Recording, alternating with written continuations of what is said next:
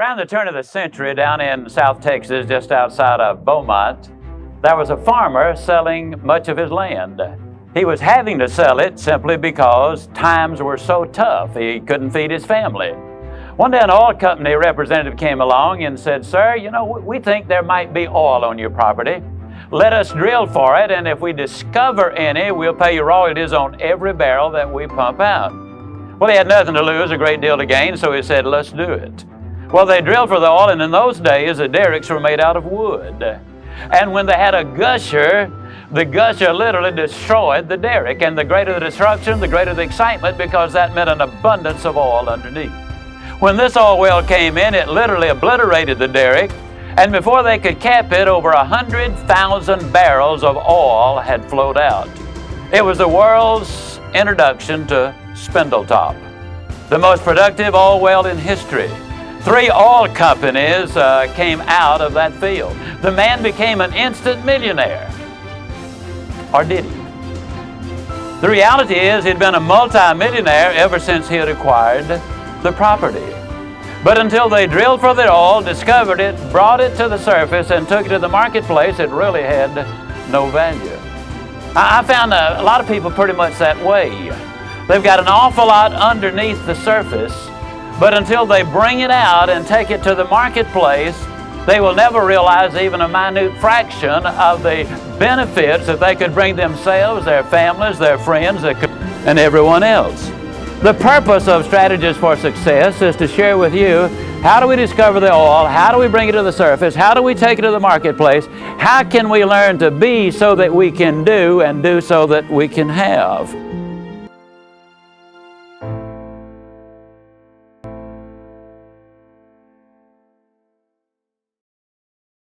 Level of your commitment is the critical issue, and it depends also on how badly you want to achieve those. The first 2.5 years I was in sales, I struggled desperately, and I do mean desperately. I remember some very difficult times where they disconnected my telephone, cut off my lights. I had to turn a car back in. I couldn't pay for it. But what happened was, I went to a meeting at the end of 2.5 years, and a man named P.C. MERRILL was there.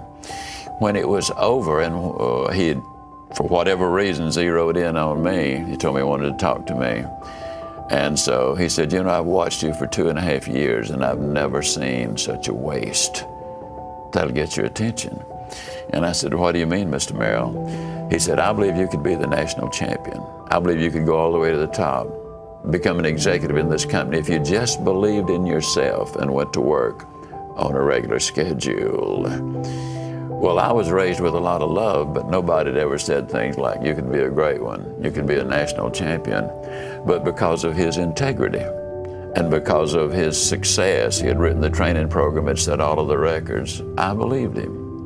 I didn't quite make it, but I did finish second out of 7,000 salespeople. The year before, I had not been in the top 5,000. Now, my commitment was I wanted so badly to be successful. The commitment I made was, Mr. MERRILL had said, go to work on a regular schedule and believe in yourself. At exactly 9 o'clock every morning, without fail, rain or shine, cold or hot, I was knocking on somebody's door. Now that year, finishing second and receiving the best promotion the company had to offer, not one time did I ever finish in the top 20. Not one single month, not one single week, top 20. But at the end of the year, I was number 2 because there were no blanks. I sold every single week. That discipline, following the commitment. If standard of living is your number 1 objective, quality of life almost never improves. But if quality of life is your number 1 objective, then standard of living invariably improves.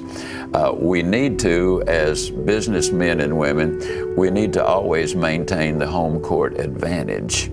Well, in marriage, home court advantage is, what happens at home.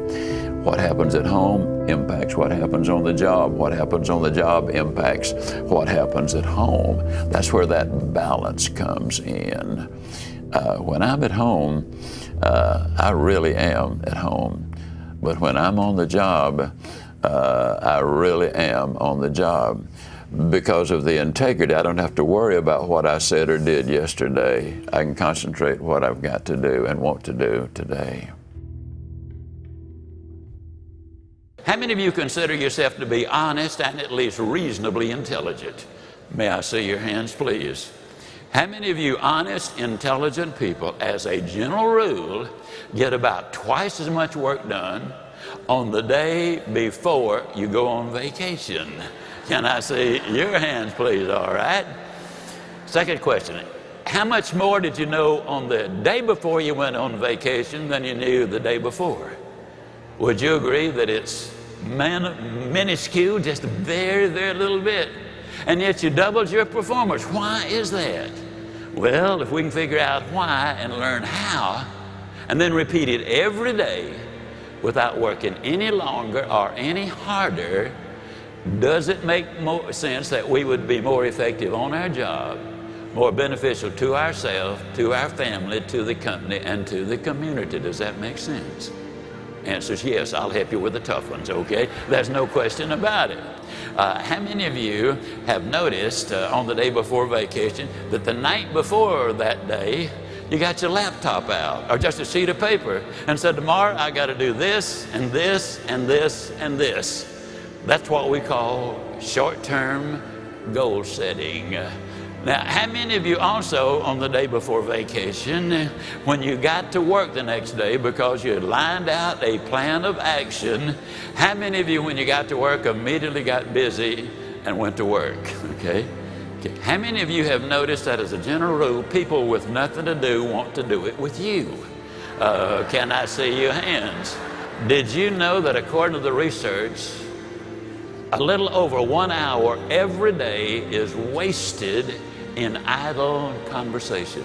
On a typical day, how many times do we see people walking around, you know, and somebody says, I want to ask you a question, it won't take but a minute, and somebody else says, wait, I just have another question myself. It'll take about 2 minutes.